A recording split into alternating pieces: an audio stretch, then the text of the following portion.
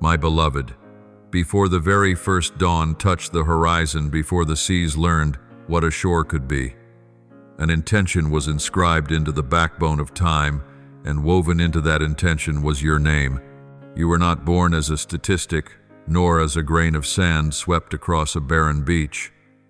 You are a secret current drawn from the supreme spring, a red thread stitching together the scattered patches of history. From the breath of your beginning you have carried a cipher written in light. No eye may see it, yet every power bows in respect. Therefore, when one day you stand at the crossroads of doubt and hope, do not ask, "Why me?" Ask instead, "If not me, then who will shoulder this work of heaven?"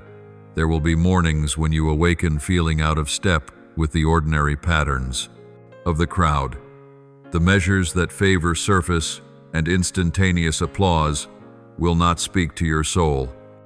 People will call that mismatch strangeness and advise you to soften your edges to fit the mold they offer.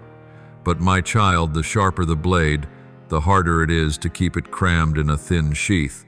The problem is not that you are too different, but that the cover is too flimsy for a steel meant to cut old fetters open. See in that misalignment the evidence of a calling. Every single note instrument must endure long seasons of silence before it joins the harmony it was made to sound. You may have blamed yourself for missing opportunities, but the truth is some doors were locked to keep you out of cramped rooms. Do not be deceived by gilded dreams. There are splendid chambers that lack oxygen. Whoever enters will glitter briefly and then wither quietly. You are destined for a bright room with an east-facing window where dawn meets the work prepared for you. Thus, every no you receive, if you look long enough, will reveal the shape of a larger, truer yes awaiting its season. Do not let refusal tarnish your identity. A refusal is a transfer station, not a verdict. Separation often breeds misunderstanding. A light strong enough to pierce the dense will also cause sore eyes to those accustomed to shadow. Do not expect crowds to praise you at the opening movement. They usually wave flags only at the final refrain. In early days, you will resemble one who plants a tree in the desert, carrying scarce buckets of water to cracked earth, mocked for a foolish faith. Yet it is there the roots will seek their path quietly, mapping survival beneath the surface. When the first green shoots appear, they will call it luck. Few will have witnessed the nights you stood alone beneath the stars, learning to hear the wind's whispers and know which way moistures gather. Foundations do not boast. They bear weight. Those stretches of your life that feel slow and heavy when nothing seems to happen are precisely the moments the concrete is being poured around the rebar. If you rush to erect upper floors while the foundation is still wet, the house will lean at the first seasonal wind. Wisdom does not begrudge the time the hidden work requires, nor should you. Allow your future house to be strengthened by days without applause. Let silence become concrete and discipline become steel. Once set, you will no longer live in fear of the wind, but to welcome it, raising sails to venture out. There is a common misconception that being set apart is loneliness. In reality, being set apart is the backward step needed to gather momentum for the long leap. You withdraw not because you are less, but because you are being tuned. A musician before joining an orchestra must tune the strings in a private room. The sound then is not beautiful sometimes, it is painfully discordant, but if ignored, the entire performance will fall out of key. Do not resent your tuning season. It spares you from playing a disastrous concert on stages destiny did not intend for you. Where there is a call, there will also be resistance. Resistance is not evidence that you chose wrongly. It is a sign you are on the right path. You will glimpse needles of envy hidden behind smiles, practical counsel, scented with fear traps adorned with convenience. Train your eyes to see through the ribbons. Easy paths lead to surrender. Worthy paths require you to go pause, then go again with renewed resolve. You are not called to be a well-made copy, but the original that is needed. Therefore, do not sign an invisible contract with mediocrity merely because it promises less pain. Suffering is not your enemy. Suffering is the artisan. It polishes the rough edge, smooths the jagged corner, and carves upon you a durable pattern. No one places a crown of gilding upon a head and calls it tested. Crowns forged from metal pass through fire. Fire does not consume what is genuine. It distinguishes the true from the false. Every time you think you are broken, understand that the old mold is cracking so a new form may be born. Do not call that ruin. Call it rightly reformation. You may ask, what marker proves I am chosen?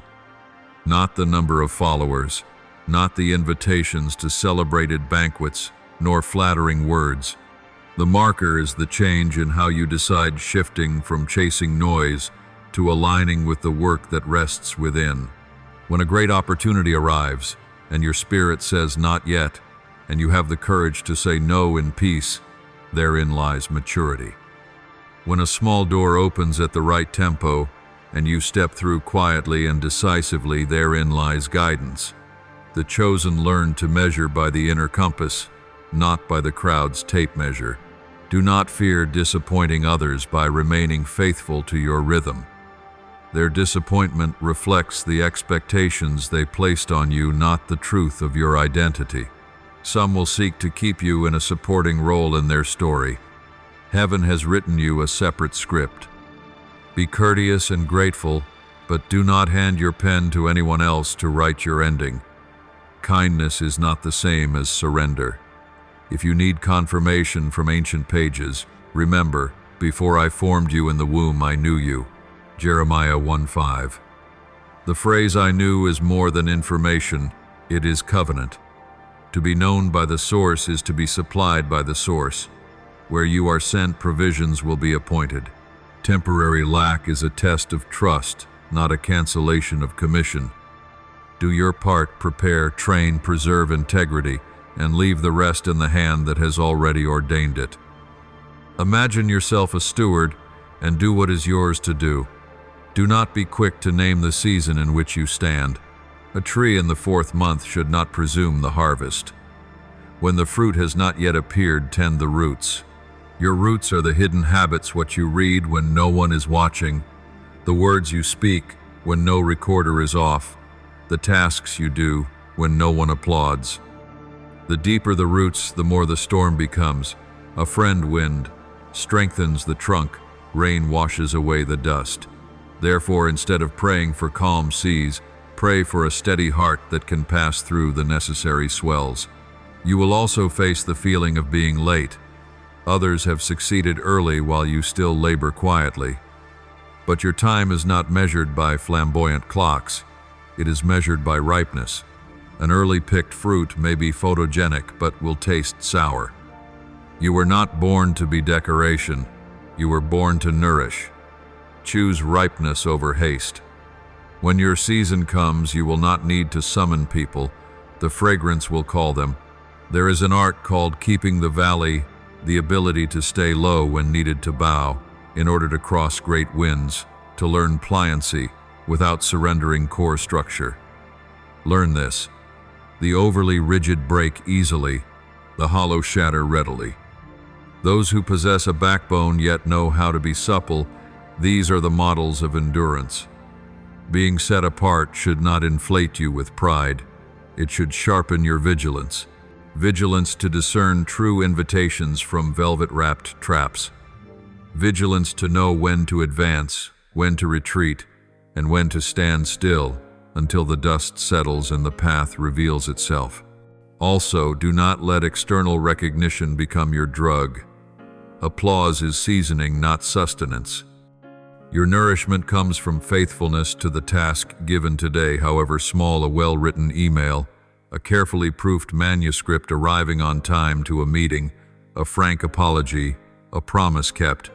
Those small bricks build a durable bridge through sun and storm. The chosen do not fly on fireworks, they walk by steps. If you must summarize, carve these 4 truths into your heart. First, you are not accidental, you are intentional. Second, misalignment is a sign, not a sickness. Third, the foundation is a hidden blessing, not delay. Fourth, the measure is the guiding piece, not the clamoring noise. Carrying these four, you will not be hypnotized by the neon of caprice, nor threatened by the darkness of stagnation. A day will come when you enter the very room that was once closed. No elaborate introduction will be necessary, no trophy wall to point at. People will sense that something is right in your presence. That rightness comes from years you allowed heaven to align your grain of wood to the destined wind. They will ask for your secret. You may smile and say, "I simply did my part each day and left the rest to the one who ordained me." That answer sounds simple, but it is the marrow of the art of walking like one who is marked. Do not rush to find a high perch. Seek a firm step. Do not covet loud speech. Covet truthful speech. Do not hunt for opportunities. Hone competence. When you become the person opportunity, dreams of opportunity will find you. When you keep your hands clean and your mind sober, favor will call your name in rooms you never imagined entering. And when the call comes, you will not tremble, for you have been trained to carry a crown not by a weak neck but by a steadfast nape. Promise yourself you will not trade identity for a temporary entry ticket. You were made to open doors, not to beg for them to be opened. You were chosen to be proof that the invisible can shape the visible. Today, where you stand being set apart is no longer theory, it is a badge. Wear it on your heart as a pledge and step forth. Heaven does not ask how ready you are by the world's measure. Heaven asks whether you are faithful to the next step. If your answer is yes, then go. You will see how the pieces once thought meaningless lock together into a great painting, and at the center of that painting, you will realize this. From the beginning to the end, you were never lost. You were simply led along a path deep enough to build what lasts. My beloved, to understand why you must undergo seasons of separation, gaze deeply into the nature of being set apart. The world teaches that conformity is maturity, that acceptance by the crowd equals success. But spiritual truth is the opposite. When you are chosen, you will be pulled out of the common whirl, not to be abandoned, but to be prepared. The loneliness you once lamented is in fact a hidden cradle where your soul is nourished by silence, where outer noise loses its power. If in the noise you cannot hear heavenly echoes in stillness, you will discern the voice of the one who called you from the foundation of the world. There will be days when you feel like a solitary grain of sand on a desert, purposeless amid the vastness. But beloved, you are not sand, you are a seed. The difference between sand and seed is potential. Sand can be blown away at any moment. A seed, though buried, carries life within. Likewise, when you are covered by the shadow of being forgotten, when no one speaks your name, do not suppose you are invisible forever. On the contrary, that is the moment your roots are plunging deep. And once your roots hold fast, no storm can uproot you. Separation is the secret school of the chosen, where they learn to stand, not by applause, but by an anchored identity. Recall the story of Joseph, the son most loved in his family, sold into a pit by his brothers, then into slavery and imprisonment. At first glance, it reads like a chain of tragedies. Yet in truth, it is a journey of separation, a journey that freed Joseph from dependence on human favor and taught him to place trust in God. That very separation transformed him into a manager in the shadows, so that when the appointed time arrived, he could steward an entire nation. Without those long years cut off from family, Joseph would never have become Joseph of destiny. Likewise, every time you feel excluded, you are actually being enrolled in the school of governance. Separation serves another purpose. It reveals what is hidden in your heart. In the crowd, it is easy to mask weaknesses beneath a facade. But when you are alone with no applause and no witness, that is when your true nature rises to the surface. Fear, doubt, pride, old wounds, all will appear. Do not fear this. This is the opportunity for healing to shed the chains within you that previously went unnoticed. No one can wear a crown while the heart harbors unhealed cracks. Only when you dare to face your own darkness in solitude can genuine light pour in. The world often treats separation as a curse, but in reality it is a disguised blessing. You will lose relationships, chances, dreams. You may think you are being deprived, but not every loss is a loss. Some leave because they cannot journey with you to the next level. Some doors close because behind them is a dead end. If they had remained, they would have undermined your foundation.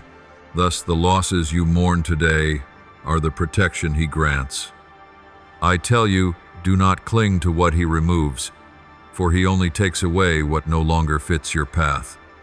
O chosen one, learn to regard separation as a stage of elevation. You are like an iron bar being heated in the forge. The bar must be separated from the heap of nameless metal placed in the blazing furnace and struck until it becomes a sharp instrument. If it remains in the scrap, it will never know its potential to become a sword or a tool that opens the way. So you must endure the heat of loneliness and the pressure of being misunderstood to emerge as a warrior the world has not yet seen. And remember, not all will understand you, but you do not need everyone.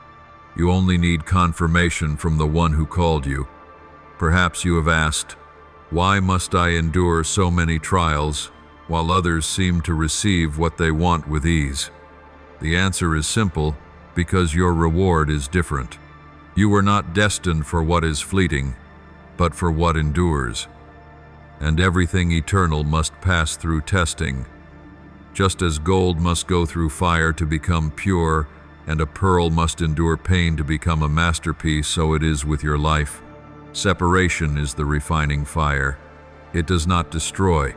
It only burns away what is unnecessary, so that you remain your truest, most purified self. Look to the example of Jesus. Before beginning His ministry, He endured 40 days in the wilderness, where no one applauded, where no one noticed. There He faced temptation, testing hunger and thirst. Yet it was in that wilderness He discovered that His true strength did not come from bread or from power, but from the word of His Father. Without the wilderness, He would not have been ready for the cross. So it is with you. The dry and empty days you now walk through are your own wilderness, where you are being taught that true strength flows not from man, but from the source Himself. Do not fear the silence. Silence is not abandonment. Silence is strategy.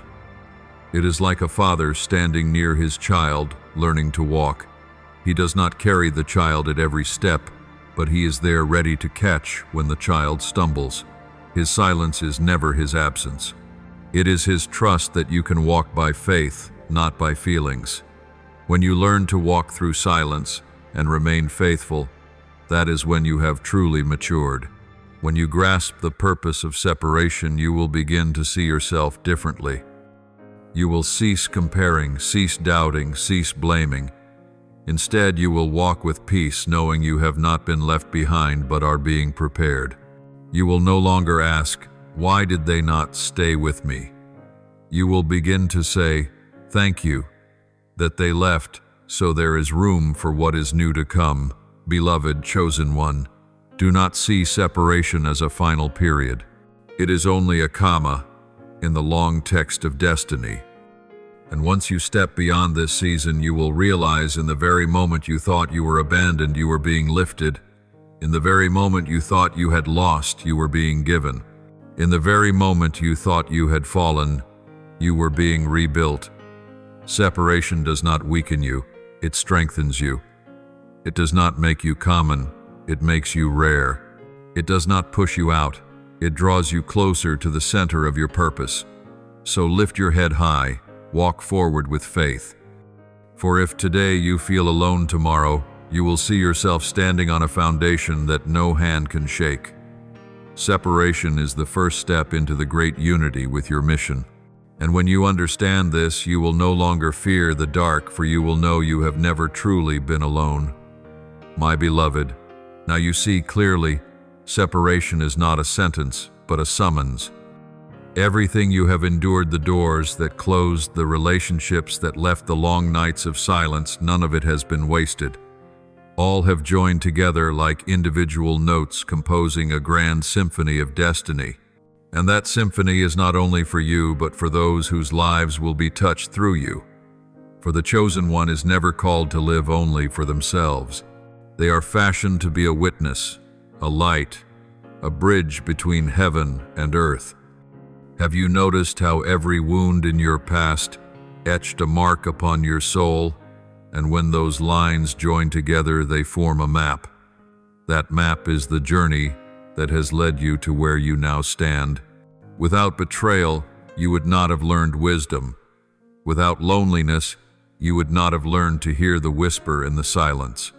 Without closed doors, you would not have learned to discern between dead ends and the true path to life. Every detail, no matter how small or painful, has been used to shape an identity that cannot be destroyed. This is the secret the world cannot understand. You were never meant to be a random piece. You are the cornerstone. You are like the stone once rejected but destined to become the foundation of the whole structure. Your very presence unsettles the stories others try to control. You are the turning point in their narrative. And what they never foresaw is this: the more they sought to break you, the stronger you became. That is the true vindication, not through vengeance, but through the undeniable truth that you cannot be stopped. Your success is not the fruit of luck, it is the proof of faithfulness. People may call it chance, coincidence, or opportunity, but you know behind it all is a hand arranging every step. When a great door opens, you need not explain why it opened. You only need to step through, for you have long been prepared for that very moment. And those who turned away, who mocked, will witness you standing in a place they were never qualified to enter. This is not pride, but righteousness revealed. You must also understand something deeper. The mark of the chosen is not ease, but endurance. The world celebrates quick victories and dazzling lights. But the true mark is found in the one who can stand through trial, who can keep faith when everything rises against them.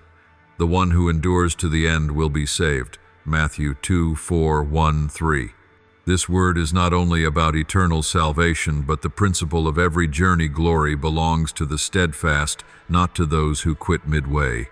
The unity you are moving toward is not merely unity with others, but unity with the divine essence already planted within you. When you stop seeking outside approval, when you stop chasing the applause of the crowd, when you walk, guided only by inner conviction, then you are truly united with yourself, the version your Creator always intended. And then the outer world will align with your inner frequency. Doors will open without your knocking. The right people will come without your chasing. Opportunities will flow like rivers finding the sea. Do not let anyone make you doubt your worth. You are the hidden pearl in the field. Others may see only dirt and stone on the surface, but He has always known the treasure within. That is why He has guarded you, shielding you from unworthy hands. Some could not remain in your life, not because you were not enough, but because you were too precious. And instead of seeing this as loss, see it as cleansing. For what belongs to you will never require striving. What is destined for you will find you like a piece always meant to fit your place. Chosen one, this is the time for your mind to be renewed from asking why you suffered so much to realizing that very suffering forged your strength, from resenting loneliness to thanking it for teaching you to hear the voice, from doubting yourself to standing tall with the conviction I have been set apart. Once you embrace this truth, you will no longer walk in fear, but in authority. And that authority does not come from status, wealth, or fame, but from your union with the one who called you.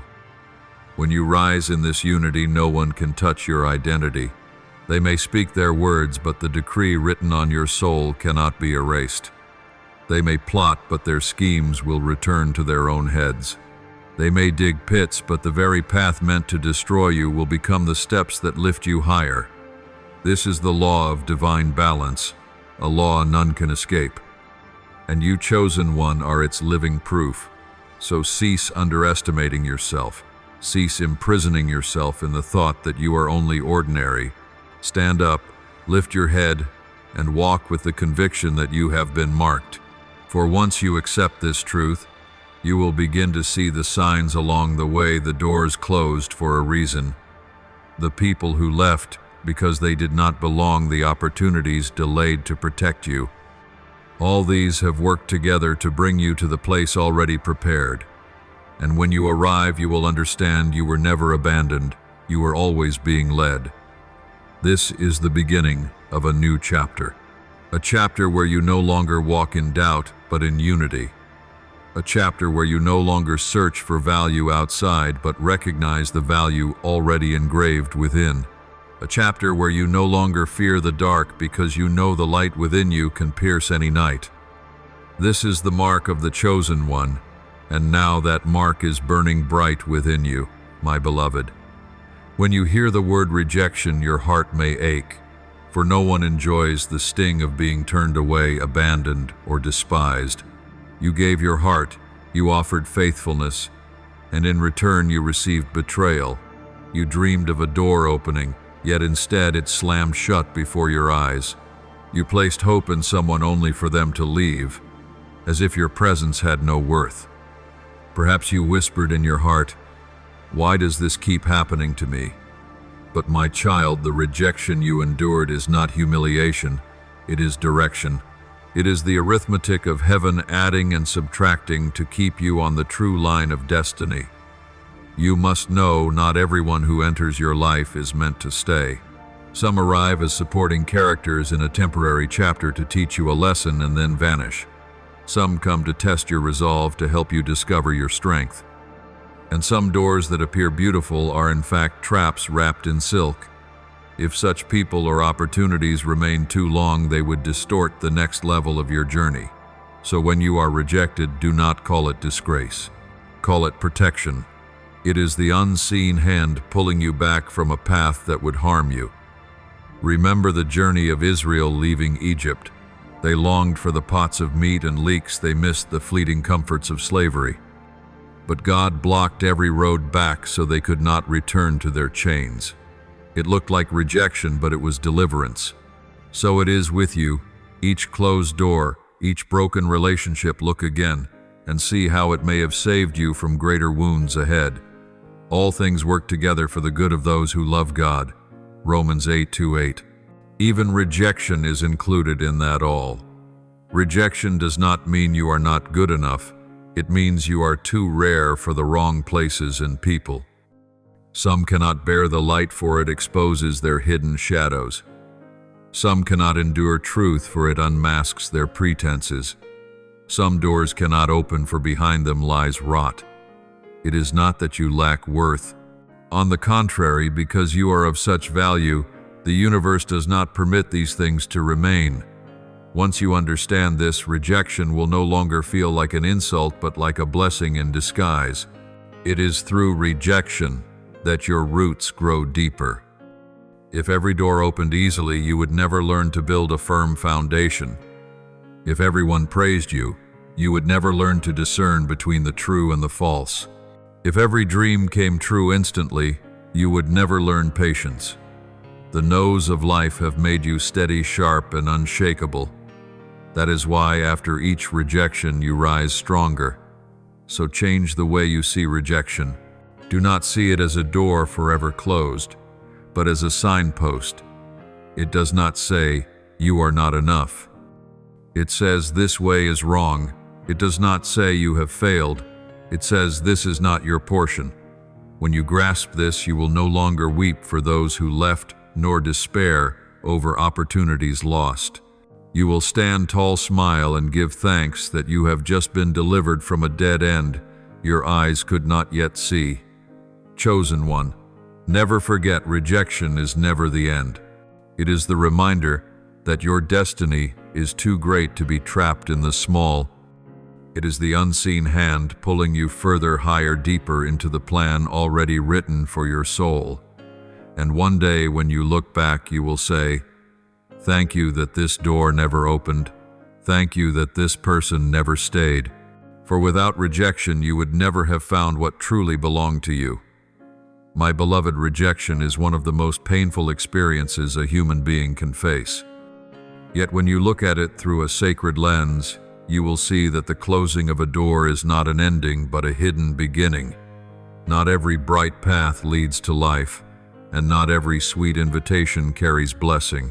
There are doors that close because behind them lies a dead end where your soul would wither, your light would be covered, and your identity would be eroded over the years. He knows this well, and he does not allow you to fall into it. Imagine a young person full of talent standing before many opportunities. Each doorway seems to promise glory, but not all promises are true. Some are only dazzling on the surface, yet inside are chains of bondage.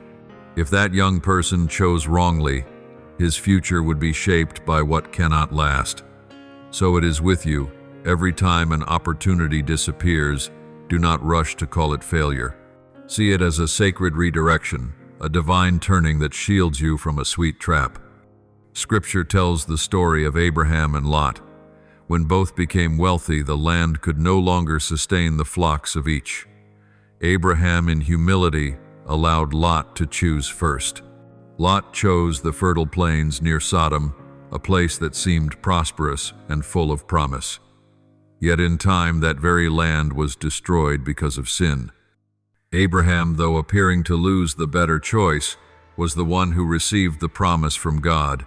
Lift up your eyes from where you are and look north and south, east and west. All the land that you see I will give to you and your offspring forever. Genesis 1:3, 1:4, 15. Do you see? Sometimes surrendering, sometimes a closed door, is exactly how He reveals the land that truly belongs to you. The danger does not lie in having no opportunity, but in taking hold of the wrong one. A door that opens at the wrong time can be a greater disaster than any waiting. A relationship that arrives before you are ready can become a chain. A job that comes when your soul is unformed can strip you of your very self. Therefore, when a door shuts, see it as a necessary subtraction. Heaven does not calculate according to your haste, but according to the maturity of your soul. There are times you have prayed desperately for someone to stay, for a project to succeed, for a door to open. But when it collapsed, you wept and thought He had not heard your prayer. The truth is the opposite. He heard clearly, and because He heard, He intervened. He knew that if you received it, it would harm you more than help you. This was not the silence of indifference, but the silence of a Father who sees farther than you. That Father knew the path ahead was a cliff, and He would not permit you to step into it, no matter how you cried. Remember the story of Joseph. If his dream had come true immediately, he would have become an arrogant youth in a small family, not the ruler of Egypt. But because he was sold, rejected, and imprisoned, the right door finally opened the door that led to the throne where he saved an entire nation. Without those doors shutting one after another, Joseph would never have learned the humility, wisdom, and leadership required. Likewise, every time you are pushed out of a familiar place, it is one step closer to your true position. My child, what is meant for you will never require you to beg. It will arrive in its season like a harvest that cannot be rushed, like spring that cannot arrive in winter. It will not demand that you shrink yourself to fit. It will fit you as naturally as a puzzle piece carved for its place. Therefore, do not waste your tears on what does not belong to you. Keep them to water the seeds of tomorrow, the seeds that will sprout in their appointed time. O chosen one, change your question.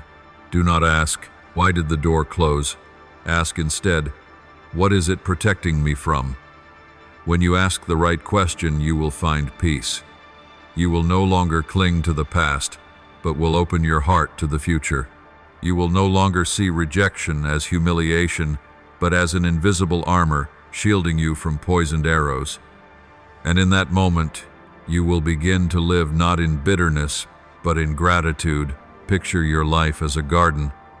There are branches that must be pruned for the tree to grow strong. The gardener never cuts to destroy.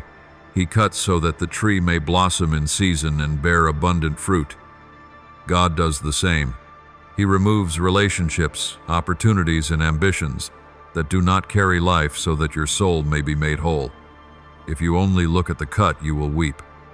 But if you look toward the harvest, you will give thanks. Do not see the closing of a door as a period. It is only a comma in the text of destiny. And after each comma, the story continues stronger than before. Every subtraction prepares for an addition. Every pruning prepares for growth.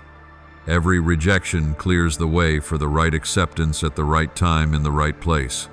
And when you stand in the very room He prepared, you will no longer care about the old doors. You will only say, "Thank you for not letting me step wrongly." Hold fast to your faith. Every closed door is only preparing you for the one that will open, and when it opens, it will open in a way no one can shut. It will open so wide that you will know for certain this is where you belong. This is the portion written for your soul before you were ever born. My beloved child, it is precisely the moments you were rejected, the times you felt left behind, that became the first stones in the foundation of the rising I am preparing for you. Do not believe you are merely the victim of harsh fate. In truth, you are a deliberate construction, and to build any structure, the craftsman begins with the foundation. Rejection is that foundation, silent, hidden yet strong enough to hold the whole house steady in the storm. Many times you have fallen into despair, thinking that the turning away of others marked the end of your worth. You thought, if they left me, surely I am not enough. But beloved, the truth is the opposite. People reject what unsettles them. They turn away when your light shines too brightly for them to bear. They walk away when your soul no longer fits their frequency. So each rejection is not proof of your inadequacy, but evidence that you have grown beyond the old boundaries. My child, remember again the story of Joseph. He was betrayed by his own brothers, sold away, cast into a pit. He was imprisoned, falsely accused, and left in solitude. Looking at each chapter alone, it was nothing but a chain of bitter rejections. But step back and see the whole picture. Every rejection carried him to the exact place he was destined to stand, the throne of Egypt. Without those closed doors, he would have remained the favored son of his father, never the ruler who saved a nation. So too, you need rejection to shape you for the day of unveiling. See rejection as fire's test. Gold only gleams after passing through the furnace. Diamonds become treasure only after years under pressure. And your soul grows strong only after being thrust to the margins. You may cry, you may ache, your heart may feel crushed, yet believe this: not one tear is wasted. Each one waters the seed within you, and one day from the ground you thought barren will rise a tree, unshaken, offering shade and fruit to many. I know there have been moments you asked, why is life so harsh to me? Why are others so easily accepted while I am not beloved? It is because your destiny is different. Others may settle for temporary places, but you are called to a throne, and thrones are never handed out cheaply. They require a rigorous path where rejection becomes the test. Each time you overcome, your identity is fortified, and when you finally ascend to your appointed place, you will have the endurance to sustain it. Do not forget that Jesus himself was rejected. He was despised by his own people, betrayed by friends, denied by leaders. Yet it was through rejection that resurrection came, and with it the redemption of humanity. Without denial there would be no cross, and without the cross there would be no eternal life for you and every generation. In the same way, the rejections in your life are not defeats. They are stepping stones toward glory. Think of rejection as the building of a bridge. Each plank, each rope, each nail, these are the experiences you once dismissed as fragments. But every no, every turn back, every tear is being fastened together into the bridge that carries you from your past to your future. You cannot cross a wide river without that bridge. And one day when you step onto the other shore, you will understand that every rejection had its reason. Rejection helps you discern what is true from what is false. If everyone praised you, you would never know who is truly faithful. If every door stood open, you would never learn to distinguish which one leads to life and which one to destruction. Rejection is the way the universe whispers to you, "This is not the path," and through it, you are kept from straying. Be grateful for rejection has kept you on the right journey. Do not think that rejection makes you less. On the contrary, it makes you stronger. It teaches you to stand alone. It teaches you to hear the inner voice instead of depending on outward applause. It teaches you patience, perseverance, and trust in divine order. And all these qualities form the very foundation of your rising. The chosen cannot rely only on talent. They must be anchored in an identity refined through trial. Rejection is subtraction, but that subtraction makes way for a greater addition. When someone walks away, space is cleared within you for the right person to step in. When one opportunity disappears, you are being prepared for the true one, an opportunity no one can steal. When one dream collapses, your eyes are open to the real dream, the one aligned with your soul and your life's mission. Therefore, instead of asking, "Why was I rejected?" ask, "What am I being prepared for?" When you change your perspective, rejection no longer becomes a terror, but a source of hope. You know that with every rejection, you are moving closer to what truly belongs to you. And within that faith, you find the strength to keep walking even when the road is lined with thorns. Do not forget, rejection is never a full stop. It is a comma, a pause in the music before the melody rises stronger than before. Do not cling to what has been lost. Do not weep endlessly for those who have gone. Do not keep pounding on doors that are locked. Lift up your head and move forward, for before you lies the door heaven has prepared for you. And when it opens, you will know instantly, this is where you belong. Every rejection carries within it a promise. The promise that you will not be abandoned. The promise that you will not be lost. The promise that every tear you shed will become a seed for an abundant harvest. The promise that one day you will look back and see it was rejection that built you, that led you where you never dared to dream, that made you into the person you never thought you could be. And on that day you will declare, "Thank you for the doors that closed. Thank you for the people who left. Thank you for rejecting me, for it became the very foundation of my rising." My beloved, the pain you carry is not punishment. It is the fire of refinement, the forge that shapes you into a vessel heaven can trust. I know when you are in the midst of it, everything feels dark and your heart only longs to escape. But, O child, only in the fire is the true substance revealed. No warrior can wear golden armor without first enduring the blazing furnace. Imagine raw gold freshly drawn from the earth, covered in dust, stone, and useless impurities. If it were to boast, "I am already valuable enough," it would remain forever a worthless lump. But the refiner knows only when the gold is cast into fire, melted in its heat, can the impurities be purged. Only then does it shine pure and radiant of true worth.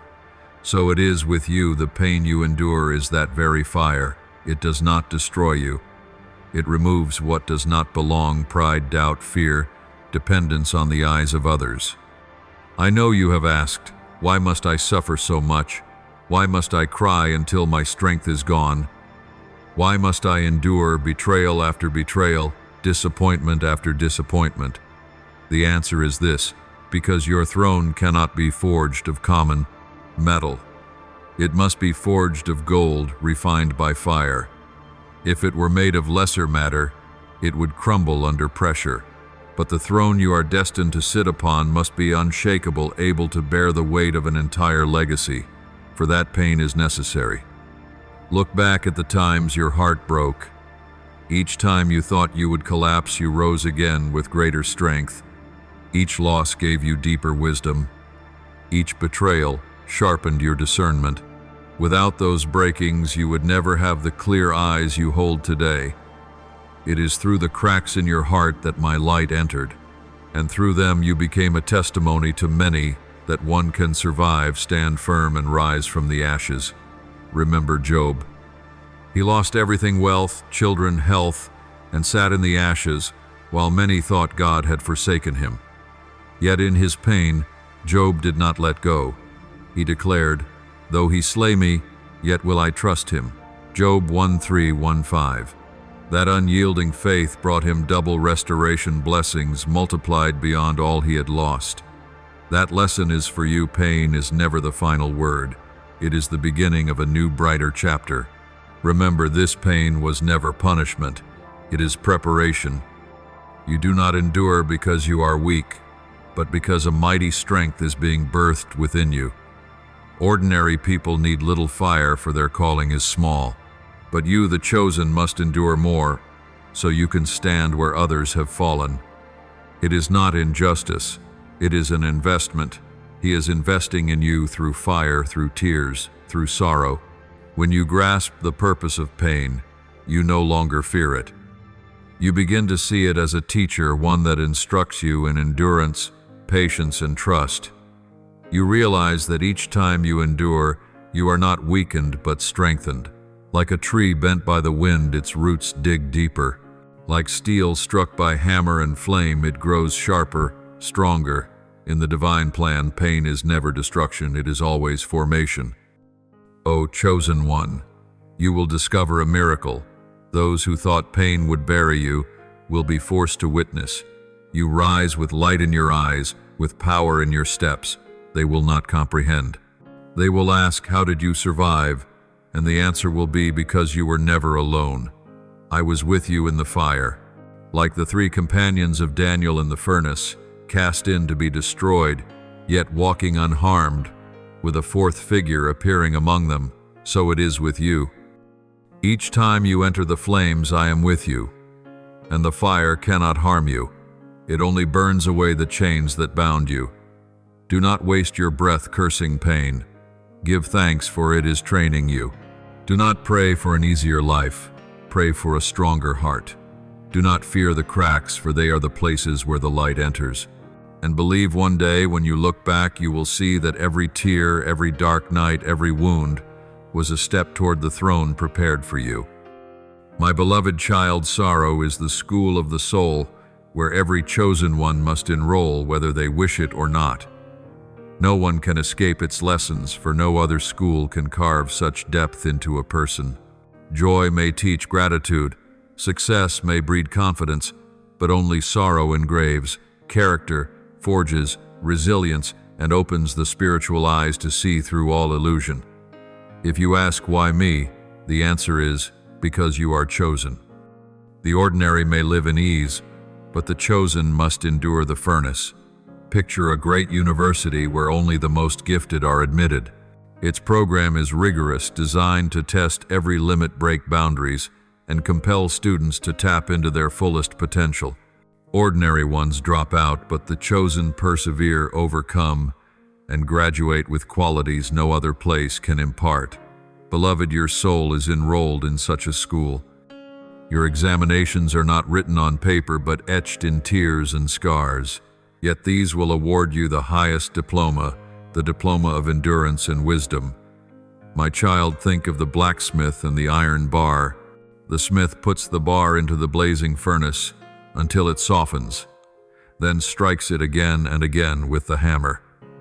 Each blow seems to seek its destruction, yet in truth it is shaping it. The iron cries out in its imagination, "Why do you torment me so?" But without the fire, without the hammer, it would remain forever, a useless lump of metal. Only by passing through the fire and the blows does it become a sharp sword ready for battle. So it is with your life. Each time sorrow strikes, you remember you are not being destroyed, you are being formed. Remember David's story. Before he became king, he wandered in the wilderness, hid in the cave of Adullam, fled from Saul, and endured betrayal by trusted ones. There were times, he wrote, "My tears have been my food, day and night." Psalm 4:2-3. If one looks only at that, it appears he was abandoned. But in truth, those days of suffering forged in him a dependence on the Lord that made him a man after God's own heart. Had he not known the seasons in caves and deserts, he would never have gained the strength to rule a kingdom. Likewise, your suffering is not rejection, but training for you to become capable of bearing greater responsibilities. Sorrow opens lessons no book or teacher can give. When you are betrayed, you learn the value of faithfulness. When you are forsaken, you learn the meaning of true companionship. When you lose, you learn to cherish what remains. When you fail, you discover the power of rising again. Suffering opens your eyes to the depths of life. He who has never known pain walks shallowly, while he who has borne pain lives with wisdom and compassion. You once asked, "Where are you when I suffer? I am there in each of your tears." I do not promise you a life without pain, but I promise that no sorrow is wasted. Paul said, "Our light and momentary affliction is producing for us an eternal weight of glory far beyond all comparison." 2 Corinthians 4:1-7. The phrase light and momentary does not mean the pain is small, but that compared to the eternal glory to come, it is insignificant. Today's pain may bow you down, but tomorrow it will be the strength that enables you to stand firm amid storms. Suffering is like cement poured into the foundation. It is heavy. It seems to bury you, yet in truth it strengthens the whole structure. Without cement, a house collapses when the storm comes. Without suffering, your life will break when true trials arrive. Therefore, rather than curse suffering, give thanks for it. It guarantees that the work of your soul will stand through every gale. Look at the great trees. Because they have weathered storms, their roots cling deeper, their trunks grow stronger, and their crowns spread wider. Without storms, they would remain small and easily uprooted. So it is with you. The tempests of suffering help your faith's roots reach a solid foundation, and one day you will rise tall and wide to shelter many precisely because of what you once endured. People may not understand you. They will ask why you are more reserved now, why your eyes hold deeper things, why you are not easily shaken. Those are the marks of one who has graduated from the school of suffering. You no longer live superficially. You carry within you wisdom, patience, and compassion qualities carved only by the chisel of trial. Do not flee this classroom. Let suffering teach you. Let it purify, refine, and engrave you. When you come forth, you will not merely survive, but prevail. You will not only have overcome, but be prepared to lead. Suffering does not kill you. It prepares your crown, your throne, and an enduring legacy. My beloved child, there are nights when you sit in darkness, your heart filled with questions without answers, asking, "Why do injustices come to me one after another? Why must I suffer so many losses? Have you abandoned me?" Understand clearly, the Brod. Pain you endure is not proof of abandonment, but evidence of rebirth. Suffering is the cradle where mighty souls are born. No one becomes a true warrior without walking the thorny field, without passing through pitch-black nights, and without enduring trials that seem unbearable. Imagine a seed. When sown into the ground, it faces darkness and burial under the soil and pressure from earth and stone. If it could speak, it would cry, "Why am I buried? Why am I hidden in darkness?" Yet it is precisely in that darkness that life is activated. Under pressure, the seed's shell cracks, roots push downward, and the sprout reaches upward. One day that seed becomes a tree, blooms, and bears fruit. So too, the sorrow you suffer is soil pressure and darkness. But be sure you are not buried to die. You are sown to be raised to a stronger life. Remember Jesus. He was mocked, beaten, crucified, and laid in a dark tomb. Outwardly, that was the most humiliating failure, but the tomb was only the beginning of resurrection. From the darkness of death, he rose in undying glory. Similarly, whenever you pass through the tomb of suffering, do not regard it as the end. It is merely the pause before dawn. You will emerge not as you were, but renewed, bearing fresh, radiant strength. Suffering is the holy fire that burns the invisible chains binding you. You once depended on others' approval. You once feared loss. You were bound by opinion, gaze, and praise. Yet each time you endure pain, those chains are burned. You may think sorrow weakens you, but in truth it liberates you. No longer bound by petty things, you learn to stand alone, to listen to the inner decree, rather than the outer clamor, to walk by faith, rather than by feeling, and that is what makes you unshakable. Your tears are not meaningless. They are seeds. Scripture says, "Those who sow in tears shall reap with shouts of joy." Psalm 1:2-6-5. Every tear is a silent prayer, a seed sown into the sacred field. One day at harvest you will gather joy, peace, and victory, and then you will understand that no tear was ever in vain. I know pain can close your heart and make you want to give up, but be courageous. Suffering is not the full stop of your story, but a comma. It is only a chapter in your destined book, not the whole tale. If you stop midway, you will miss the next chapter, the chapter of restoration, of triumph, of glory. Do not let sorrow steal that forthcoming chapter. The pain you bear today will become the language you use to comfort others tomorrow. You cannot give healing to others unless you yourself have been healed. You cannot offer empathy without having suffered. Suffering makes you a bridge from darkness to light, from collapse to rising, from despair to hope. Because you have walked through it, you can say, "I understand. I am with you. You can overcome it." That is the legacy only the school of suffering bestows. O chosen one, do not fear suffering. Embrace it as part of the journey. Let it shape, instruct, and transform you. One day you will wear not merely scars, but a crown. Suffering will no longer be a stain, but a medal proving your endurance, and all will testify that you were not defeated, you were reborn. My beloved, you have often wondered why opposition continually confronts you, why whispers and suspicious looks and hidden schemes surround you, even when you simply live by truth. You have asked, "Have I done something wrong?" But the truth is the opposite. Precisely because you are walking in righteousness, you face opposition. Opposition is not evidence of misstep, but confirmation that you carry a blessing that threatens the darkness. Remember Daniel, he did nothing wrong. He was faithful in prayer. Yet because of that faithfulness, he was thrown into the lion's den. The world does not hate compromise. It hates fidelity. The grace upon Daniel's life was so evident, it could not be ignored. Enemies cannot tolerate light and therefore seek to extinguish it. But see the outcome. Daniel not only survived the den, but was exalted. Likewise, the opposition you face is not the end, but the gateway to elevation. When opposition surrounds you, do not hastily assume abandonment. Regard it as confirmation that a sacred charge rests upon you. One who bears no gift attracts no opposition. Only those who upset the system draw attention. You who are called simply being present exposes falseness. When you enter a room, the atmosphere changes not because you are loud, but because your nature cannot be hidden. Hence the sour looks and the whispers. They do not discredit you, but attest to your value.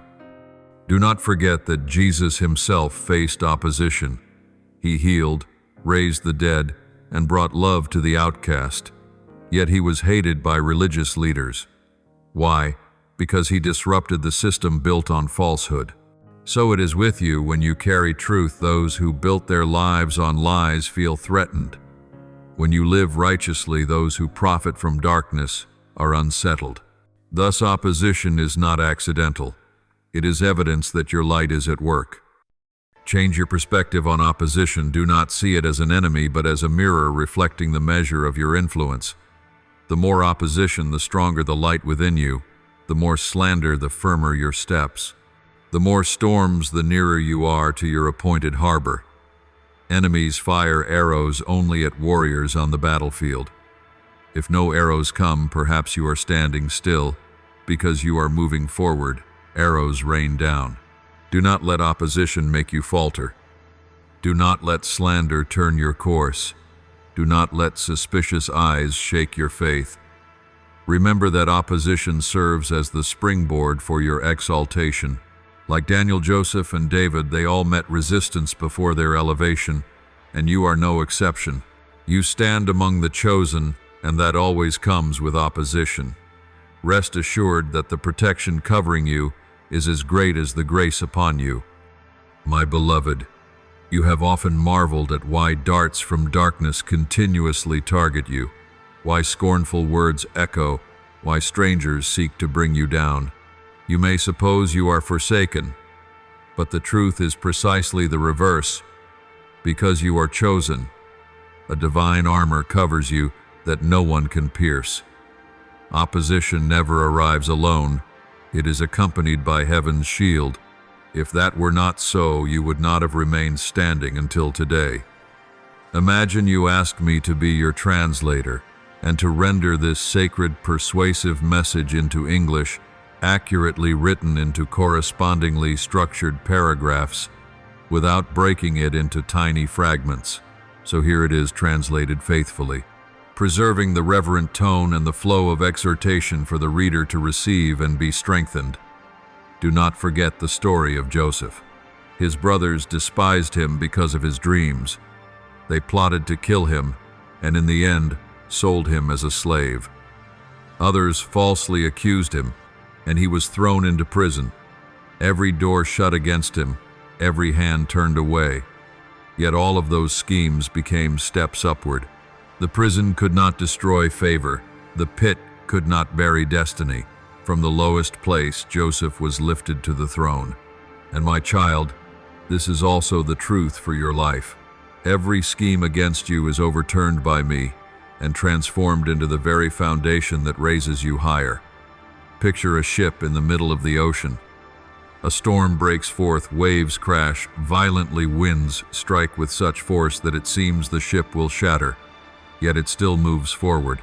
Why? Because the body of the ship was crafted with strength, layered and reinforced to withstand every blow.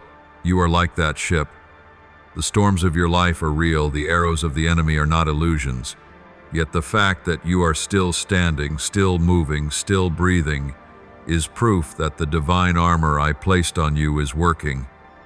Others may wonder, why have you not collapsed? The answer is simple: because you are shielded. I know there are moments when you feel weak, as if you cannot bear another burden. Yet it is in that very weakness that you experience my strength perfected. Paul wrote, "When I am weak, then I am strong," 2 Corinthians 1:2-10. You see, strength does not come from you, but from the invisible armor surrounding you. You do not need to prove to anyone that you are strong enough. The truth is that without my hand you would have fallen. But if you are still standing, it is because I am holding you. Remember the 3 friends of Daniel, Shadrach, Meshach, and Abednego.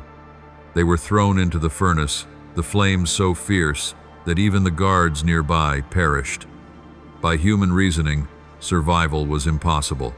Yet inside the fire they walked freely, and a 4th figure appeared with them.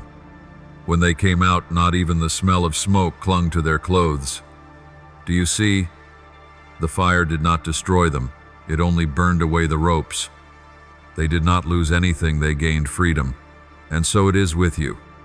Opposition is not meant to destroy you, but to release you from bonds you have not yet recognized. I want you to understand this. Every plot against you was seen by me before it was even conceived. No scheme of the enemy escapes my sight. I do not prevent opposition from arising, for it is necessary to display my protective power.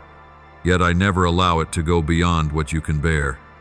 Every arrow is stopped, every snare collapses upon the one who set it. And with each instance you gain another testimony that your armor is not man-made but heaven-sent. Even when you feel alone, you are never abandoned. I am beside you as shield, as covering. The enemy may come from many directions, but I surround you from every side. The enemy may plot with cunning, but I hold the power to shatter every plan. You cannot see them all, but thousands of unseen battles have been fought on your behalf. If you are alive today, it is not by chance. It is because you are walking within my protection. My child, let opposition be your confirmation. No one bothers with what is worthless. But because you carry a rare favor, darkness cannot overlook you. If you are envied, slandered, or threatened, then smile. This is not proof of your lack of value. It is proof that you are too valuable to be ignored. The chosen are not opposed less. They are opposed more. But they are also protected more. Remember, your armor is not only for protection, it is for testimony. When others see you continue walking after countless attacks, they will realize you are preserved by a strength beyond humanity. When they see you still smiling amid storms, they will recognize a peace not of this world. When the enemy sees you still steadfast, despite its plots, it trembles knowing it can never truly touch you. Therefore, do not fear opposition. Walk with faith, knowing your armor is always there. Every poisoned arrow will shatter, every scheme will fail, for your destiny is not in human hands, but in mine. And one day the enemy itself will be forced to admit it never truly touched you. It only struck the invincible shield I placed upon you. Beloved one, the opposition you face today is not random nor a meaningless game of fate. It is proof that a new chapter, a divine announcement, and a lasting legacy are before you. You thought the whispers, the doubts, the hidden schemes were meant to bring you down, but in truth, they are doing the opposite. They are pushing you into the very place prepared for your shining.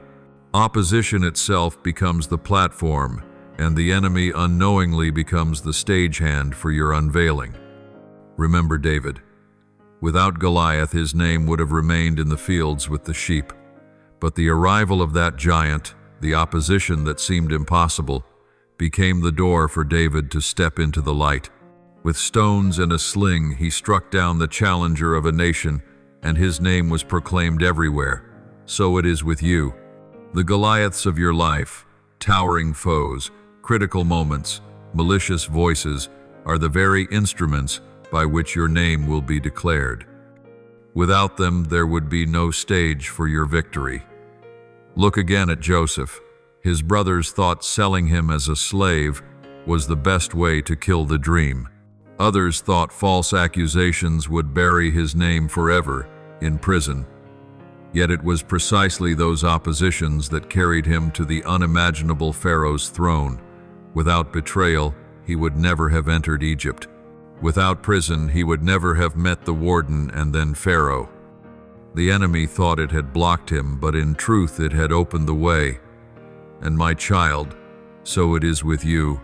Those who try to bury you do not realize they are laying the foundation for your rising. Do you see it? Every time opposition intensifies, it is a sign you are about to enter a new season. Darkness always roars loudest just before dawn. When the enemy realizes it cannot hold you much longer, it unleashes its final blows. But take heart, for these are not the end. They are the drum roll announcing your unveiling. The greater the pressure, the fiercer the attack, the more certain you can be that heaven's gates are about to open for you. Opposition is not only to reveal my power, but to reveal your true identity. Without challenge, you would never know the depth of your strength. Without being pushed to the limit, you would never know the steadfastness of your faith. Like fire refining gold, opposition strips away the surface to reveal the pure essence within. You will look back and see through opposition you became a version of yourself you never imagined possible. Reflect upon Jesus. He was opposed without ceasing. The leaders plotted, the crowds turned, even his closest companions betrayed him. Yet it was precisely this opposition that led him to the cross. And from the cross, resurrection burst forth, opening salvation to the nations. Without opposition, there would be no cross. Without the cross, no resurrection. Without the resurrection, no eternal life for humanity. My child, remember this. The opposition you face today is preparing the way for resurrection in your life. My child, imagine a seed. Buried deep in the dark earth, pressed by soil and stone, it seems as though it has been consigned to burial forever. Yet in truth, that is the work of preparation. The seed must crack its shell, endure pain, and let go of its former shape before life can burst forth. From that very darkness, a green shoot reaches for the light. So it is, with the opposition in your life, it does not annihilate you. It is the pressure that awakens the life lying dormant within. One day those who thought they had buried you will be astonished to see you rise stronger and more brilliant than ever before. Opposition serves yet another vital purpose. It refines the relationships that surround you. When you succeed, many will gather at your side, but not all are sincere. Only when opposition appears do the fair-weather companions flee and the faithful remain. Through that process, you learn to distinguish true friends from false, painful, yes, but necessary. You cannot enter a season of glory accompanied by those who cannot endure the journey with you. Do not fear opposition. Regard it as a mirror that reflects how much influence you carry. The worthless draw no notice, but you, the chosen one, cannot be ignored. If you are slandered, attacked, or misunderstood, smile, for such things testify that the light within you shines so brightly that darkness becomes restless. The more opposition you face, the clearer you see how great the grace upon you truly island. Let opposition not discourage you, let it become your fuel. Let every disparaging word be a brick in the house you build. Let every blow be a drumbeat heralding victory. Let every failed plot be an exclamation mark in your tale of triumph. The chosen do not collapse beneath opposition. They use it as a springboard. One day the enemy will be forced to witness you entering places he never had the right to tread. He will see your name spoken in halls of influence. He will witness your legacy echoing through generations. That is the sweetest revenge, not vindication by hatred, but undeniable success. Your proclamation will haunt him more than any retort ever could. O chosen one, engrave this truth upon your heart. Opposition is not an obstacle, but a gateway. It is not meant to destroy, but to disclose. It is not intended to prevent, but to pave the way for legacy. When you understand this, you will walk not with trembling, but with the conviction that each arrow, each bitter word, and each conspiracy are materials woven into the fabric of your glory. My child, it is time for you to comprehend a law. Few perceive the strongest warriors are not forged under the glaring lights of the stage, but in the silent darkness of closed rooms. Those destined to ascend to a throne are not indulged by the applause of crowds. They are tested in prolonged silence where no one watches, praises, or recognizes. This is not punishment. It is preparation. And preparation in the quiet becomes the foundation that enables you to bear the weight of the kingdom I have assigned you. There are seasons in your life when everything seems to stand still. Your prayers seem to echo without answer. Dreams you imagined near suddenly slip away. Close relationships drift off one by one. You sit in silence and ask, "Where are you? Why have you left me in this long waiting?" Yet it is precisely in such seasons of silence that the deepest things are being formed. Like the seed that splits its shell beneath the dark soil, unseen and unsung, that process determines the strength of the plant when it finally breaks ground. Remember Moses. Before he became the deliverer of Israel, he spent 40 years in the wilderness of Midian tending sheep in silence. He had once been a prince of Egypt with privilege and training, but I did not use him immediately. He needed 40 years in darkness to learn humility, to shed pride, and to hear my voice in a whisper rather than in the clamor of acclaim. Without that season of silence, he would not have been able to face Pharaoh, nor to patiently lead my people for 40 years in the wilderness. O child, your season of silence is doing the same work on you. It prepares you to bear things you cannot yet imagine. Preparation in silence has three great purposes. First, it teaches total dependence. When external resources dry up, you learn to draw life from me alone. You stop seeking human applause and begin to seek validation from heaven. Second, it purifies your motives. In quietness, every selfish ambition and every shallow desire is exposed. You begin to see clearly, for whom are you doing this? If it is for yourself, it will fade. If it is for me, it will stand. And third, it builds patience. Without patience, you will lose the greatest things, simply because you cannot wait. But in silence, you learn the power of standing firm, of putting down deep roots, of trusting that though eyes do not yet see, the promised thing is on its way. Think of Joseph in prison. Everyone presumed he was forgotten.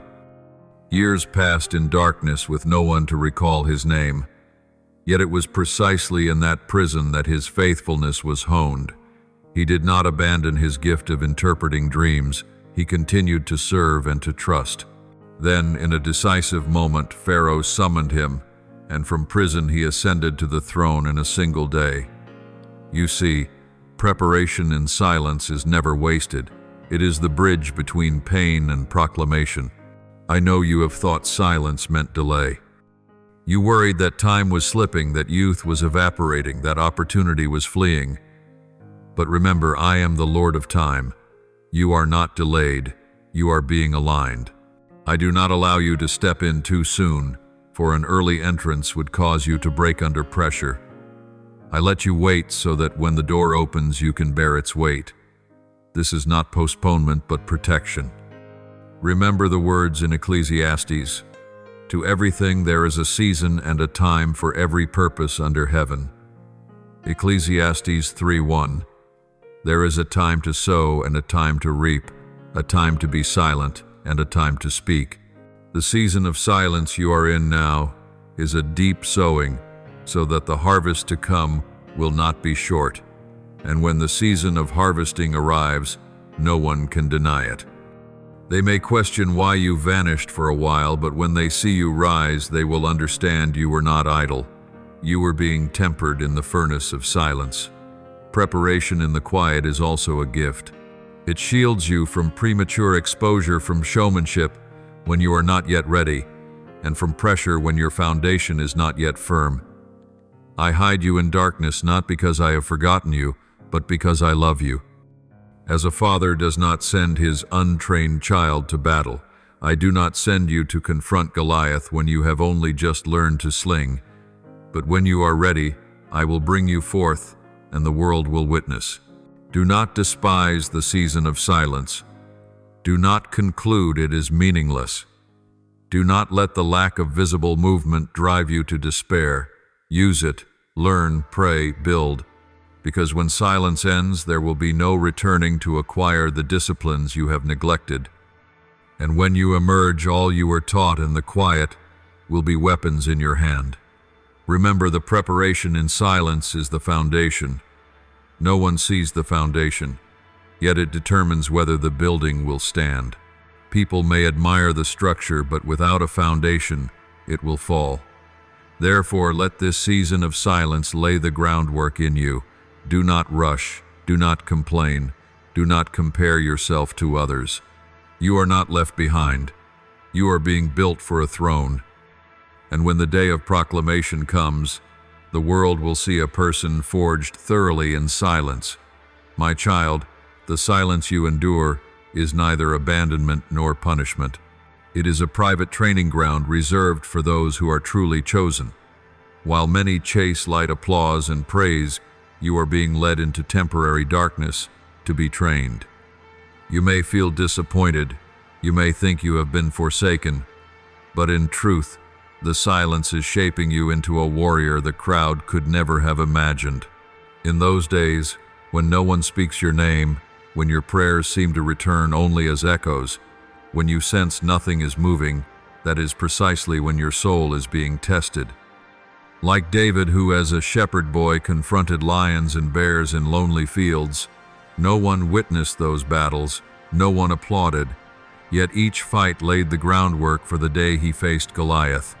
If not for those quiet practices, he would never have dared to stand on the battlefield declaring God's deliverance.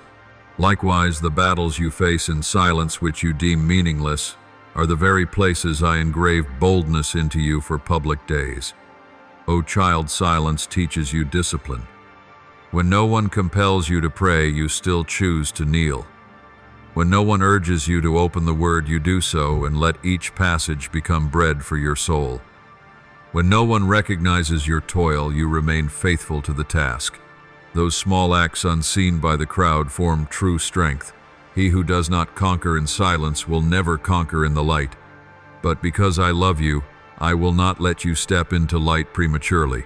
I will keep you in this secret classroom until you are fully mature. In silence, you also learn to hear.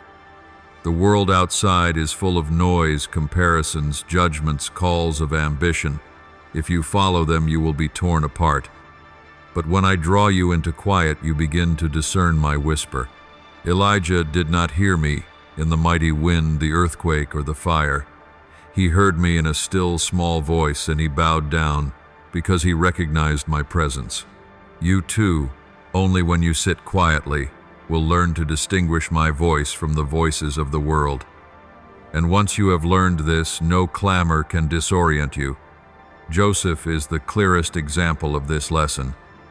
He was once loved a youth with dreams, then sold into slavery, falsely accused and imprisoned. That prison was more than stone and mortar. It was the long silence of forgotten seasons. Those who owed him remembered not. Yet Joseph would not let silence become bitterness. He remained faithful in service, faithful to interpret dreams, faithful to his gift, even without an audience.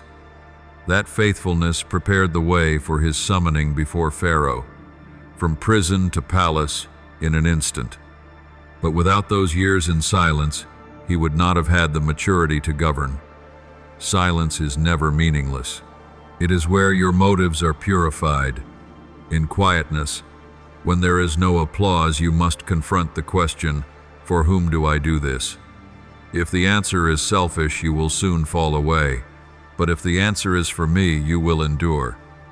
This purification safeguards you from being destroyed by future success. Many collapse not for lack of opportunity, but because they entered early with an unrefined heart. I will never allow that to happen to you. Silence also teaches patience. I know that waiting is the hardest lesson. You watch youth fade, opportunities feel lost, and dreams recede beyond reach. You desire to force open the door by your own strength, but remember, I am the Lord of timing. I am never late. I am always precisely on time.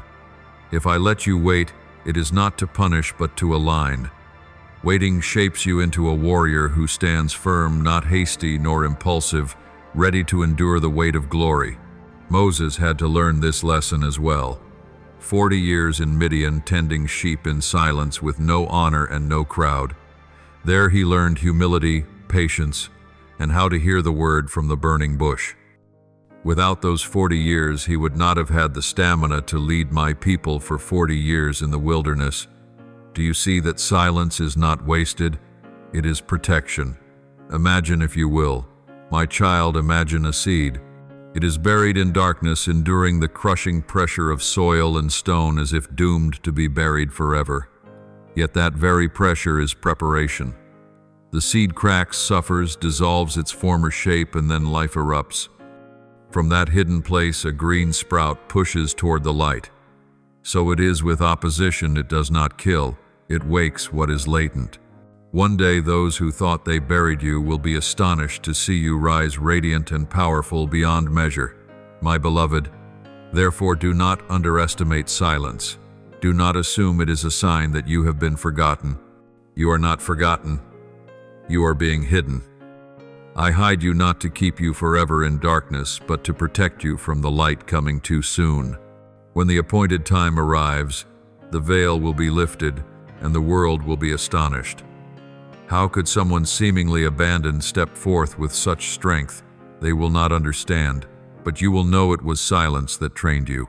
Be still and wait, as the psalmist wrote. Be still before the Lord, and wait patiently for him. Psalm 3:7-7. Do not curse the quiet, do not flee from it. Let it become your training room, where you sharpen the sword, forge the armor, and build your identity. And when the trumpet sounds, you will come forth not weary, but as a warrior prepared. The chosen do not fear silence. They cherish it, for they know in silence they are transformed, and from silence they step out to change the world. My beloved, let me say further about a season most misunderstood in the journey of the chosen, those long days of silence, when you think you have been abandoned, when you feel the promise has faded, when you wander in a wilderness without a way out. Yet it is precisely in those days that the greatest work is taking place, the silent recreation. No one sees it, no one applauds, no one records it yet. Heaven inscribes every faithful step, every hidden tear, every dry prayer you still lift. And these things, O child, do not vanish into nothing. They are being stored like seed for an unshakable harvest. Do you remember the image of the seed? When it is sown into the soil, people see silence, see cracked, parched ground, and think nothing is happening. The farmer waits patiently, because he knows the most crucial work is beneath the surface. Roots are growing downward, the shoot is preparing to rise. One day the silent earth will burst forth with new life. O child, your life is the same. The days that seem immobile are the days when the roots of your faith are driving deep. Because the root is sinking deep, the shoot does not yet appear. But when the root is strong enough, the tree will rise and no wind will overthrow it. Silence is also like the desert where I led the people of Israel for 40 years. They thought they were merely wandering in futility. But in truth, that was where I removed slavery from their minds, where I taught them to depend on manna from heaven rather than on their own strength. So in your silence, you learn to stop relying on people, to cease clinging to earthly securities, and to live by grace alone. No lesson is more precious than this, for the chosen cannot build an eternal legacy on pride. They can only do so through the humility learned in silence. Silence does not only train faith, it builds endurance. When every door closes, you learn not to collapse. When no one trusts you, you learn to keep walking. When prayers go unanswered, you learn to continue praying. Each day becomes like lifting an invisible weight.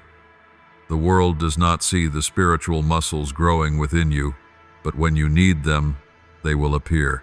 Like a warrior who trains in secret day and night, when he goes into battle, all his skills explode forth. The world will marvel, how can you stand firm in the storm? But you know that silence has done its work. Think of Jesus. Before beginning his public ministry, he spent 40 days in the wilderness where there were no crowds, only silence, temptation, and the presence of the Father. If the Son of God needed a season of silence to prepare, then you, one of the chosen, need it as well. It was in that wilderness that he defeated the devil with the word, and from that silence he emerged filled with power. Therefore do not despise silence, for it is not meaningless. It is where you learn to wield the sword of the Spirit, where you learn to stand when tried, where you learn to let faith replace feeling. O child, there will be days of silence that hurt more than any storm. A storm gives you the sensation of fighting, but silence makes you wonder whether you are alive or merely surviving. Do not be deceived. You are not dead. You are being germinated. You are not wasting time. You are being formed. You are not left behind. You are being prepared to go ahead. Every moment in silence matters. It is like the casting of a sword. The metal must be heated, red-hot, hammered, and endure long hours before becoming a sharp weapon. You too, today's waiting is the forging process to make you a weapon in my hand. I know you have often asked, why don't you open the door now? The answer is because if the door opens too soon, it will crush you. Great glory cannot be placed on a weak foundation. Therefore I leave you in silence, so that the foundation will be laid deep. I hide you to spare you premature exposure. I keep you within the chamber so your soul may harden. This is not delay but protection. When the right moment comes, you will step out with a strength nothing can shake. The silence you endure today will become tomorrow's testimony. When you step out, people will think you succeeded overnight, but you and I know the cost paid during years of hidden waiting. Men will only see the success. You and I know the price paid in solitude, tears, and perseverance. That truth will testify that you were not built by chance, but by my deliberate preparation. O child, continue to stand firm. Do not flee silence. Do not curse it. Do not regard it as an abyss of despair. Consider it the warrior's classroom, the training ground for kingship, the wine cellar where the finest vintages are aged in secret. When the season of silence ends, you will step forth unshaken, with steady eyes, with a steadfast soul, and with a sword sharpened in quiet. Others will only see the brilliant light, but you will know that that light was birthed from darkness. And then silence will no longer be your enemy, but the teacher who trained you to be invincible. My beloved, when I lead you into a new season, I do not do so hastily, for everything has its season, and your calling is not a game but a mission tied to eternity. You have passed through separation, experienced rejection, learned the lessons of silence, and now you stand at the threshold of commissioning. You may not yet realize it, but all you have gone through was only the prologue to the true journey. And when you enter in, you will know that nothing from your past was wasted. Every tear, every pain, every closed door has become a brick in the pathway that brings you to today. Commissioning is not a trophy for you to flaunt, nor a medal of honor to display for others to admire. It is a summons to live for something greater than yourself, to be a bridge between earth and heaven. The sent one bears a mark that no one can erase. They cannot melt into the crowd because their presence always stirs the waters. They cannot hide because the call echoes forever within them. As Jeremiah once lamented, "The word of the Lord burned in my heart like a fire shut up in my bones. I was weary of holding it in you too." Carry that burning, and commissioning is the reason the flame never dies. Look at Isaiah. Before he was sent, he beheld my glory, and immediately became aware of his unworthiness. But a seraph touched his lips with a coal and cleansed his sin. Only then could he respond, "Here am I, send me." This shows no one is fit to be sent without being touched, cleansed, and refined. You have passed through the fires of betrayal, loss, and prolonged silence. Those fires have done the work of the coal on Isaiah's lips. They have purified, refined, and prepared you. Now you stand at the moment when the word will sound, "Go forth."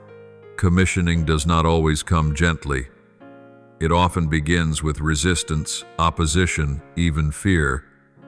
Jonah is an example. Called to Nineveh, he fled. He thought he could avoid it, but I brought him to the place I had determined. This demonstrates that commissioning does not depend on your convenience, but on my sovereign will. When I choose, you cannot hide. When I call, silence is no longer an option. And O child, the opposition you have faced, the pressures you have borne, all confirm that your calling is real. If it were not, the enemy would not have expended so much effort to fight against you. Consider the disciples. They were not learned scholars nor esteemed leaders. They were ordinary fishermen and despised tax collectors. But when Jesus called them, he not only changed their occupation, he changed their identity and purpose. From ordinary people, they became world-changing messengers. They went not by their own strength, but by the commissioning that came from heaven. This shows commissioning is not based on background, education, or status, but on obedience. And you, O child, are likewise called, not because you are the most gifted, but because you have been refined to bow and obey. You may feel unready, but commissioning never comes when you feel perfect. Moses stammered, saying he was not eloquent. Jeremiah lamented his youth. Paul called himself the least of the apostles. Yet, It is in weakness that I reveal my strength. In lack, my grace is made perfect. If commissioning depended on your ability, it would collapse when you stumble. But because it rests on me, it will stand firm through every storm. Remember, O child, commissioning is not a burden to crush you, but an opportunity for me to display power through you. Commissioning also carries responsibility. It brings not only honor, but sacrifice. You will no longer live for yourself. You will not choose the easy path like others. You will go where many refuse to tread. You will have to love even when hated, stand, even when unsupported, continue when exhausted. This is the cost of commissioning. And when you accept it, you will find that the cost is nothing compared to the glory it reveals. Here is the English translation of your text, kept faithful to the spiritual, persuasive tone and structured in full paragraphs, corresponding to the original flow without breaking into short sentences. Think of Jesus in the Garden of Gethsemane. He knelt down, his sweat falling to the ground like drops of blood, and he prayed, "Not my will, but yours be done." A commissioning is always bound to the moment of surrender. You too will come to the place where you must kneel and say, "Not my will, but yours." It is in surrender that the commissioning is sealed. And from that moment on, you will walk no longer in your own strength, but in divine power. O chosen one, be ready. Your time is coming. Every silent day was not in vain. Every hidden battle was not wasted. They were all prepared for the commissioning soon to be revealed. You do not need the crowd's affirmation, for heaven has already confirmed it. You do not need the praise of men, for I have already spoken. The only thing you need is obedience. And when you say, "Here am I, send me," heaven and earth will tremble to open the way for your steps. Beloved, once you have been placed into your calling, you no longer live for yourself alone. From the moment you declare, "Here I am, send me," your life becomes a testimony to something greater than yourself. That calling is not merely an opportunity, it is a responsibility. It is not a cloak you put on when convenient and take off when weary, but it becomes inseparable from your identity.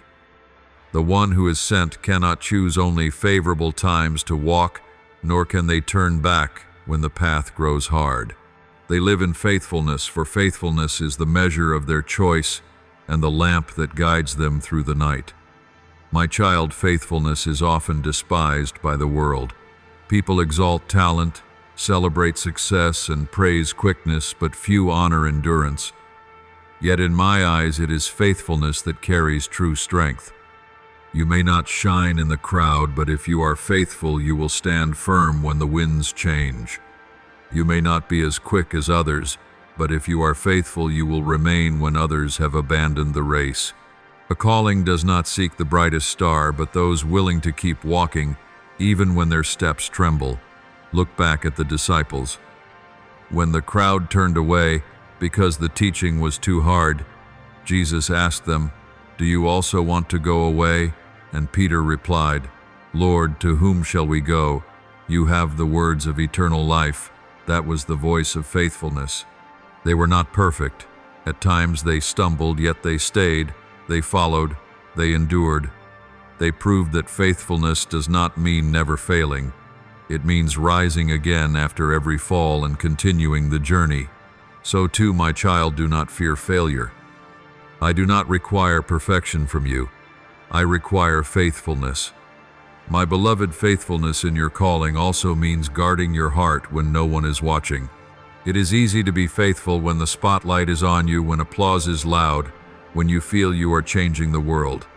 But true faithfulness is proven in days when no one notices, no one remembers, no one cares.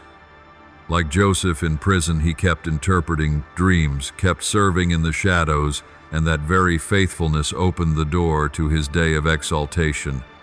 My child, do not despise small things. Do not confuse man's silence with heaven's silence. Every act of faithfulness is recorded, and it will become the key that unlocks the appointed day. Faithfulness also means keeping the fire alive through a long journey. Many begin with blazing passion, but after a few years the flame fades. They let circumstances quench their zeal, let criticism cool their hearts, but the chosen one refuses to let the fire die. They know how to feed it through prayer, through the word, through remembering that they walk not for fame or fortune, but because of a divine commission. My child, guard the flame within you. Do not let delay turn into bitterness. Do not let trial turn into despair. Faithfulness is not about keeping the fire for one day, but about keeping it burning for a lifetime. Remember, my child, your calling will demand responsibility beyond personal comfort. There will be times you must lay down your own dreams for the sake of a greater one. Times when you must leave behind relationships that cannot walk the road with you. Times when you must turn away from enticing opportunities simply because they do not align with the path I set before you. That is the price of faithfulness. But my child, that price is nothing compared to the glory that faithfulness opens. Think again of Jesus in Gethsemane. He could have chosen the easier way, avoiding the cross, keeping his safety. But he said, "Not my will, but yours be done." That was faithfulness to the end. And through that faithfulness, salvation was open to all mankind. If he remained faithful in his mission, so must you in yours. Even if your part seems small in the eyes of the world, it is still an essential link in the great design. Your calling will never look like anyone else's. You need not compare, need not envy, need not chase. The only thing required of you is to be faithful with what is given to you. If I call you to sow seeds, do not grieve that you are not the one to reap. If I call you to water, do not grow weary that you do not see the bloom. Each one has a role, and every role matters. What I seek is not that you do more than another, but that you are faithful in what has been entrusted to you. O chosen one, your calling is an invitation to live beyond the logic of this world. It will never be easy, but it will always be worth it. You will pay a price, but the reward will outweigh it all. You will walk by faith, but that faith will lead you to doors no talent could ever open. And above all, your faithfulness will make you a living witness that my grace is sufficient, that my will never fails, and that my promises always come to pass. Do not give up along the way. Do not think of responsibility as an unbearable burden. It is the mark that you are truly chosen. It is proof that you carry a treasure worth guarding. And when you hold firm in faithfulness, you will step into a season when heaven and earth together declare, "You are the one sent not to please the world, but to fulfill an eternal purpose." My beloved, I want to open your eyes to a greater vision. Your calling does not stop with your own life. It unfolds into an eternal legacy. You are not called merely to live a fleeting life, to chase a moment of fame and then disappear.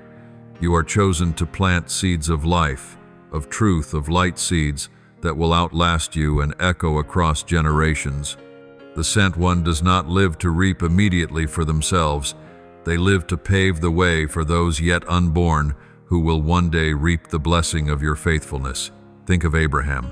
He was called to leave his homeland, to go to a land he did not know. He lived as a sojourner, never seeing all the promises fulfilled in his lifetime. Yet by obedience and faithfulness, he became the father of many nations. The seed he planted through surrender sprouted not only in his day, but through all generations. My child, that is legacy, so it will be with you. Your mission will not end when you leave this world. It will live on in those you touched, in the words you spoke, in the seeds you sowed with love and faith. Look to Moses. He did not step into the promised land, yet he led my people to Jordan's edge. He did not enjoy the fullness of the outcome, but because of him, another generation entered in. That is legacy. Your mission may be shaped the same way. Perhaps you will not see every dream fulfilled in this life, but my child, do not despair. Every faithful step is paving the way for those who come after you. One day when they stand in blessing, they may not know your name, but your footprints will remain on that ground. Do not forget even Jesus. His mission was not only to effect 33 years on earth, but to open salvation for eternity. He knew that his obedience unto the cross would touch not only his own generation, but everyone to follow. And indeed, even today, billions are still entering that legacy. My child, your mission may not appear so vast in human eyes yet. In my eternal design, it bears weight you cannot yet fathom. You are not living for yourself.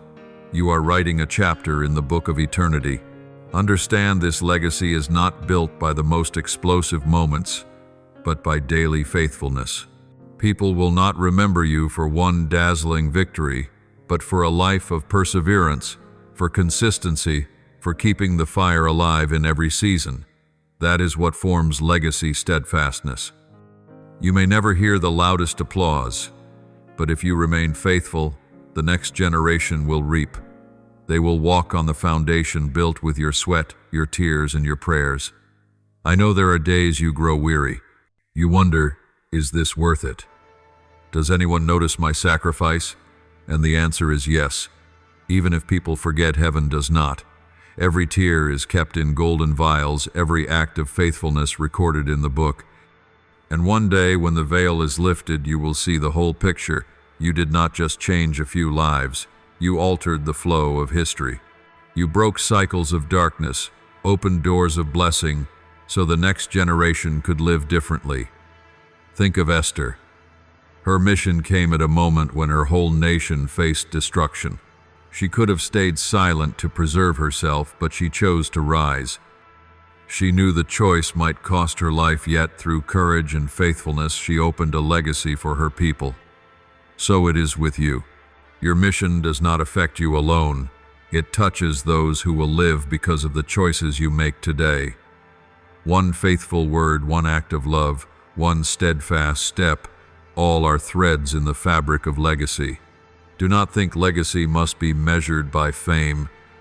There are those who lived lives unknown to the world, yet they transformed it through faithfulness to the few souls I entrusted to them.